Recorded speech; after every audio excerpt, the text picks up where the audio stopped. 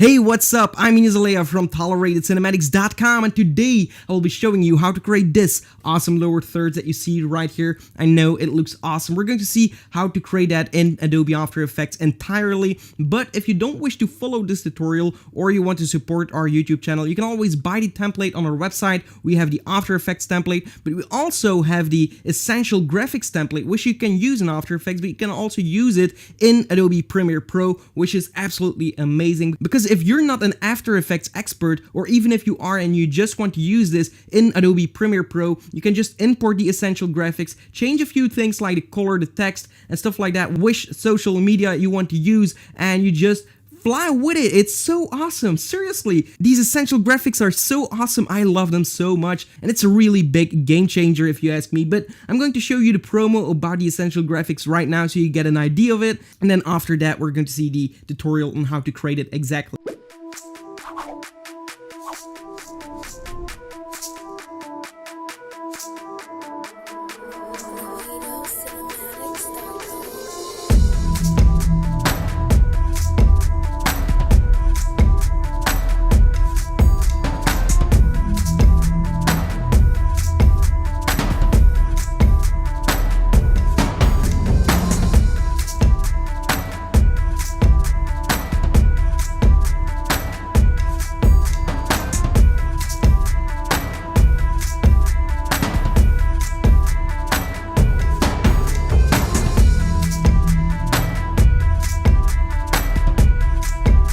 Alright, so that looks really cool. All the links are in the description. Now we're going to take a look on how to create this thing entirely. So let's head over to Adobe After Effects.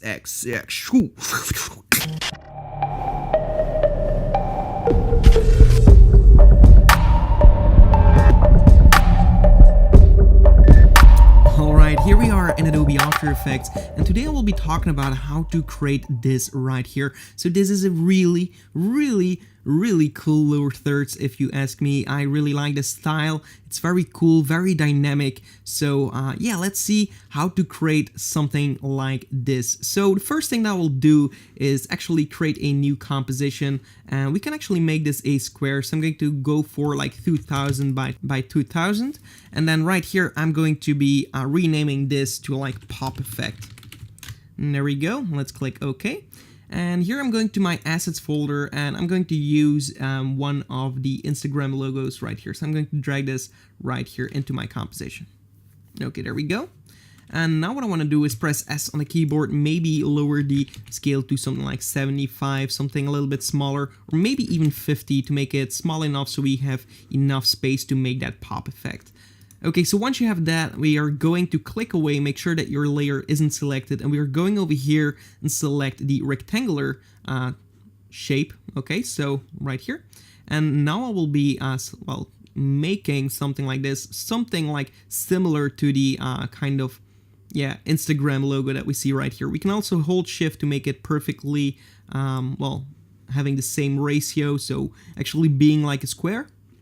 And then we're going to open up these effects, and we're going to open the fill color right here, click on the fill text right here, and just say that we want it to be transparent. And then right here for the stroke, we want to give this some kind of color. So I'm going to use my pivot tool here. I'm going to select like an orange that we see in the logo, and then I'll click OK. So now we see that if we zoom in, we have our stroke right here. And what I want to do is open the stroke settings right here.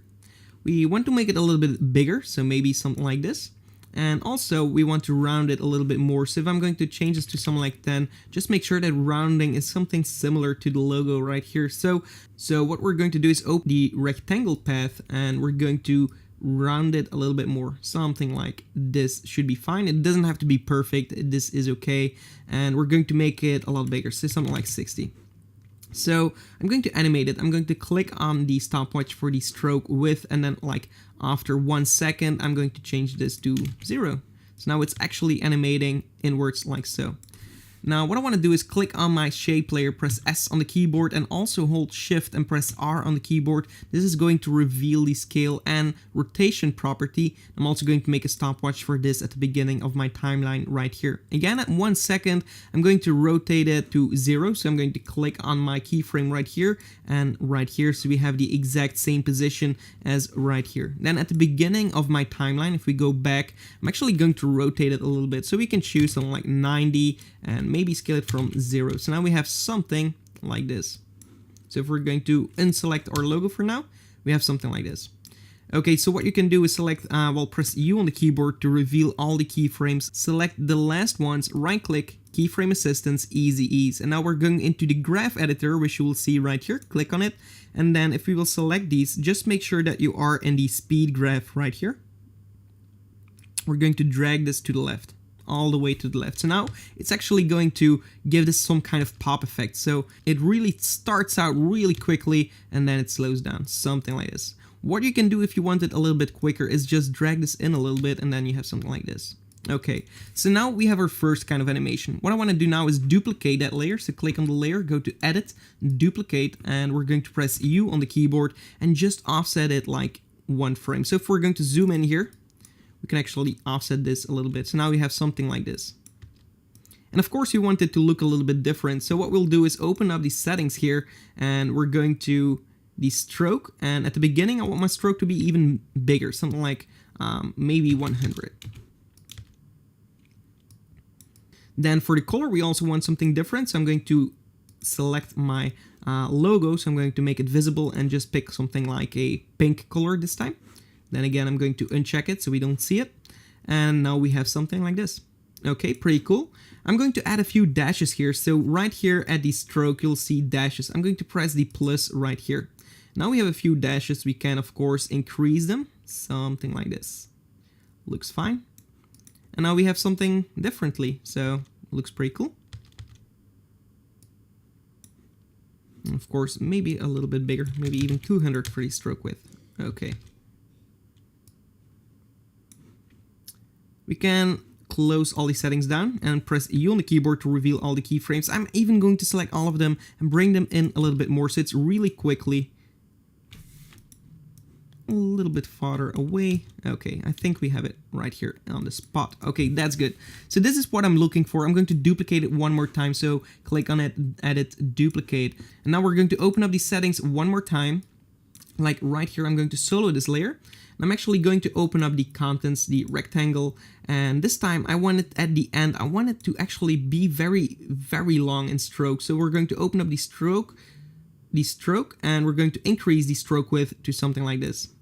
And now I'm going to press one more time on these dashes. So I'm going to open up the settings right here, and I'm going to click one more time on it. So now we can actually also enter the gap, and I'm going to increase the gap to something like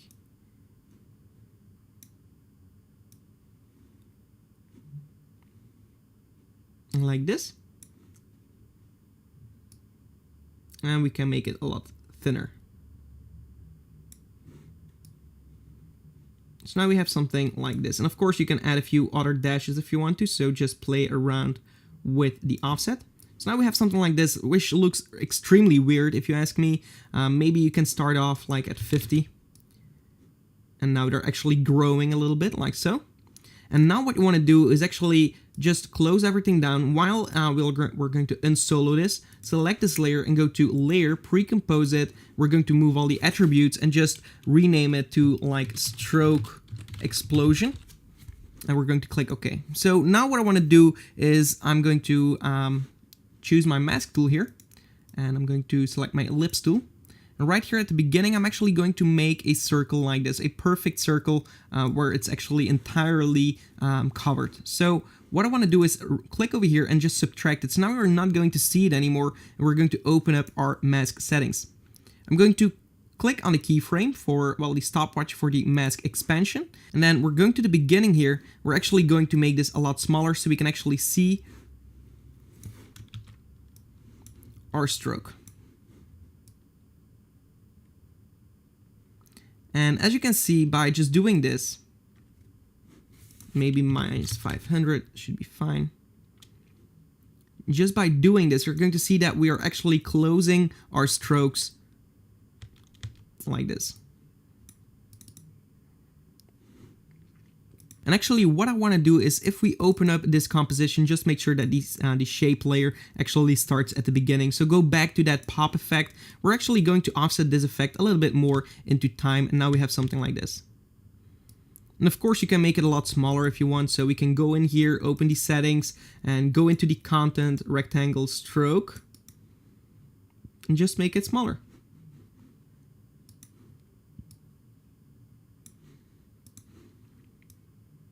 And now I want to change a few of these colors. So I'm going to make my Instagram logo visible again. And now I'm going to click on my stroke explosion, go to effect, generate 4 color gradient right here.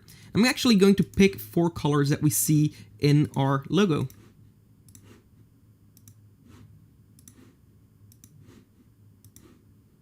Maybe a little bit different. And there we go. And what we want to do is just bring in these dots like so. So now this popping effect is going to look a little bit different. And what I want to do is actually make sure that we're going to keep this one like this, and this one to be brighter. So we have a little bit more variation going on in here. Maybe bring this over here. Okay. So now we have some different colors popping like so. And again, we're going to do the same thing for our Instagram logos. So what I will do is select these keyframes from one of our shape layers. I'm going to edit, copy these, and right here at the beginning, click on my Instagram logo, edit, paste, and I'm just going to offset this into time as well. So now we have something like this. And of course, if we're going to press U on the keyboard, we'll have to go to the last scale property and change this to 50% because 100 is way too big. So now we have something like this, which looks pretty cool. Of course, you can go into your graph editor and really go and play around with these settings. So maybe you want to pop it a little bit more, maybe have something like this.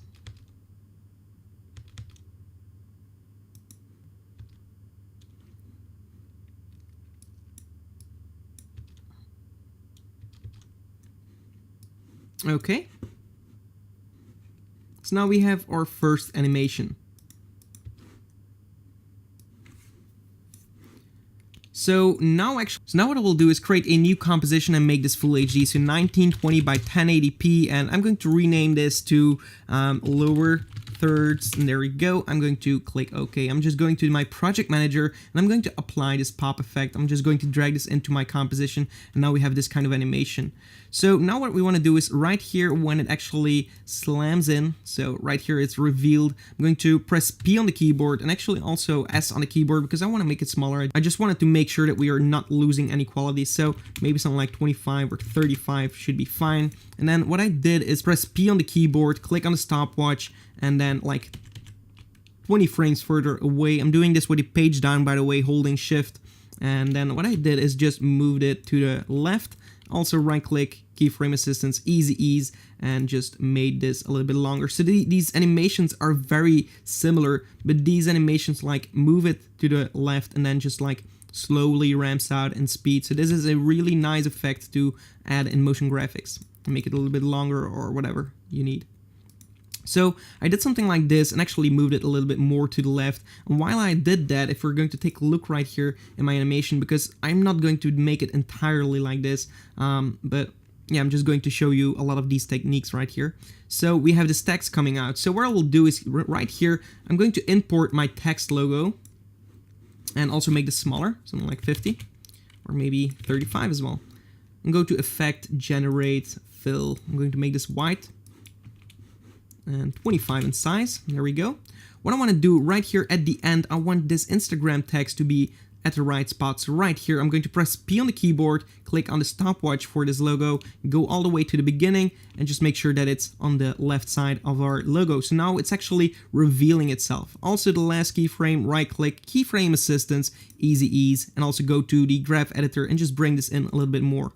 So we have this kind of animation. Looks pretty cool. The only thing that is missing here is that we are actually seeing our Instagram logo right here before our logo is actually revealing it. So what we want to do here is create a new shape layer. So I'm going to click away, go over here, and I'm going to create a rounded rectangle tool.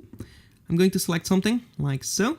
And right here again, we want to click on the stroke and just make sure we have no stroke, but we do have a fill this time. So make it whatever fill color you want it to be. And then we're going to press P on the keyboard. And actually I'm going to put it below our logo for now. And I'm going to take my selection tool and put it in the right position of our edge of the Instagram logo right here. So I'm going to click on the stopwatch for our position. And then right here at the end, I want it to be right here. Okay, so again, at the size of our Instagram logo, right click, keyframe assistance, easy ease. And what we want to do is make sure that we have the same kind of exponential fade out like we had in our actual logo. So now it should follow along with our Instagram logo. Actually, another thing that we could do and that I'm thinking about right now is actually deleting all these keyframes and just using the parent tool and click, select the pop effect. So now it should actually follow along with that layer. I'm going to put this above right here. I'm going to toggle the switches right here, and I'm going to use the track matte, and I'm going to use the alpha matte. So now it should only reveal the text. The only thing that we want to change is alpha inverted matte, so we actually see everything outside of the shape instead of inside. So now it's revealing our text like so, like this. Okay, so that's pretty cool. We have our text. Next, what we want to do is have these kind of lines flying over. So let's do one of these, and then you'll get the idea to make more of these. So new solid layer, stroke, flying, and click OK. I'm going to use my pen tool, click over here. Well, actually, before I click, I will click and drag, so we have something like this. Then right here, I'll click and drag as well. I'm holding the shift to actually make it straight like this. And then again, right here. Of course, with the selection tool, you can reposition everything like so. And there we have it. So we have our mask on our solid layer. Now I want to go to my effects and presets and search for the stroke effect. And I want to apply this to that same solid layer. Now we have our path 1 automatically selected, so that shouldn't be a problem. And for the paint style, we actually want to use on transparent. So now we actually have a stroke right here. We can make it a little bit thicker like this. And what we want to do is actually click on, again, take a color that we see in our logo to keep everything consistent. So what I want to do is make sure that we start at, opacity 100. What am I doing here? The end and start should be both 0. I'm going to click on these two stopwatches and then move a little bit forward and change it to 100. So actually, you're not going to see a thing going on. We're going to press U on the keyboard to reveal these keyframes. Now, like right here, I'm actually going to move them to the beginning and the ending right here. So I'm going to, again, right-click, keyframe assistance, easy ease, open the graph editor, select them, and drag them in. Okay, so now, again, nothing changes. The only thing that we should do is actually select these last keyframes, just offset them a little bit until you're satisfied. So right here, this is a little bit too long, but so you get something like this.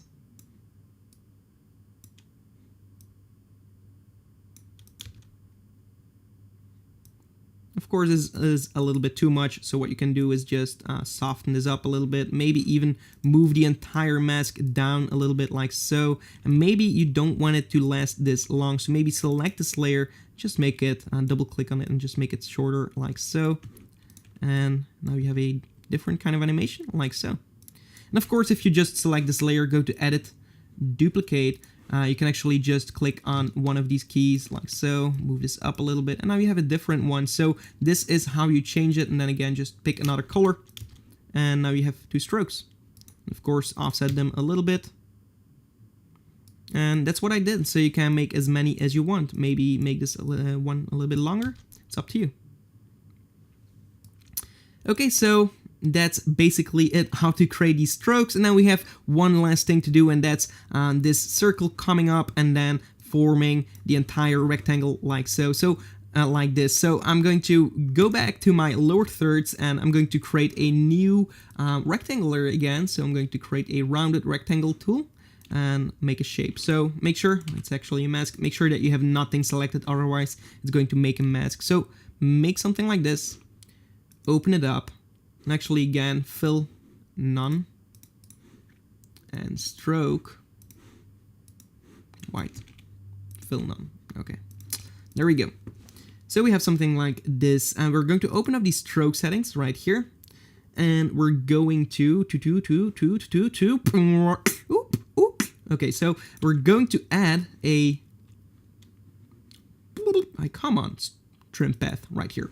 Okay, so we're going to add a trim path to our layer, and we're going to open this up and actually again just zero this thing out. Click on this stopwatch at the end, again 20 frames further away, 100, right click, keyframe assistance, easy ease. You should be able to do this by now, and then just drag this in like this. So that is a little exactly what we want, and we also want to animate our shape a little bit. So we're going to open up the rectangle path right here, and the roundness, we actually want to make it a circle, so we're going to increase it until we can't anymore like this. Click on the stopwatch for the roundness, and then like at the end we actually want to make it a little bit less, so we have some kind of corners in here like this, and now we actually see this animate like this. Again, you can right click, keyframe assistance, easy ease, go over here, drag this in, and there we go.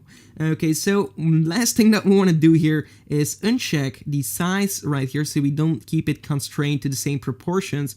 Go to the beginning, click on the keyframe for the size, then like right here at the end we actually want to make it a little bit wider like this. So we have something like this going on. Of course, you can go and like tweak everything, make the stroke a little bit thinner to make it look a little bit better. Of course, you can do all that stuff. Maybe even a little bit thinner at the end like this. And now you have something like this. And then lastly, what I want to do is click on this shape layer, go to edit, and we're going to duplicate that layer. Stroke, we're going to set to none. And the fill, we're going to set it to white. So now we have exactly the same thing going on. The only difference is that we now have a complete fill right here. So what I want to do with this is I'm actually going to create a text. So I'm going to create a text, youtube.com/c/InezAleya1. And be sure to subscribe to that channel because I hear it's awesome. Okay, so we're going to use our text, go over here and just bring this, what am I doing here? This is trippy. Okay, so I'm going to place this in the center of this rectangle box. And of course, you can't see it, toggle the switches. And actually, I'm going to bring this below our last shape layer. So the shape layer that has been filled in. And just toggle the switches until you can see the track matte right here. We're going to choose alpha matte this time. So now we actually see our text, but if we bring our text outside of this box, you're not going to see it. So what we want to do is bring it over here, go to the beginning, or actually to the beginning of the circular animation. So I'm going to press U on the keyboard so I can actually see when that is. So that's right here. And our text, I want my text to be like right here. Press P on the keyboard, click on the stopwatch for our text, and then like right here at the end, just make it sure that it's in the right position right here. And actually at the start, I just wanted to make a nice straight line here. So we have something like this. And again, you can click over here, right click, keyframe assistance, keyframe, easy ease, and we're going to drag this in. There we go. And let's preview. So that's basically how I created this entire effect. Of course, this has a little bit more finish to it, a little bit more detail, but it's basically the same. So yeah, I hope you enjoyed this tutorial, and if you did, give this video a like, and be sure to subscribe to our channel. We have a bunch to offer, and if you check out our website, if you buy something, you might be able to support our channel, so that would be so great if you go and check it out. We have a bunch to offer. I'm sure you'll find something that you like, and it really does help to support our channel to create more and awesome stuff. And apart from that, I hope to see you in the next one, and goodbye.